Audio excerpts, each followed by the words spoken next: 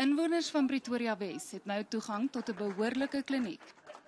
Dis die geesteskind van 'n groep dokters, maar die kliniek is steeds afhanklik van skenkings en ander se groothartigheid. Die droom sou egter nie bewaarheid kon word sonder die hulp van die Atterbury Trust nie. En dit is eintlik 'n droom wat ons nie eers te lank al mee besig is nie, maar ek dink ook as jy met die regte dinge besig is en die regte mense aan boord kry, dan gebeur die dinge soos dit moet gebeur. Die kliniek se visie is om gehalte gesondheidsorg en verpleging met deernis te bied. Die oogmerk is om die diens op 'n pro bono basis aan veral kinders en bejaardes beskikbaar te stel.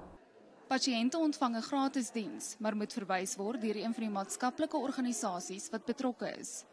Basiese mediese sorg, interne geneeskunde, dermatologie en pediatrie word tydens die aanvangsfase aangebied.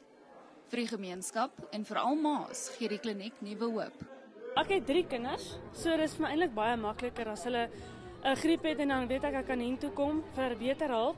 As wat ek na 'n ander kliniek en jy sit heeldag en jy kry nie die moeite, die goeie hulp en dit nie tydjie stuur dit jou weg.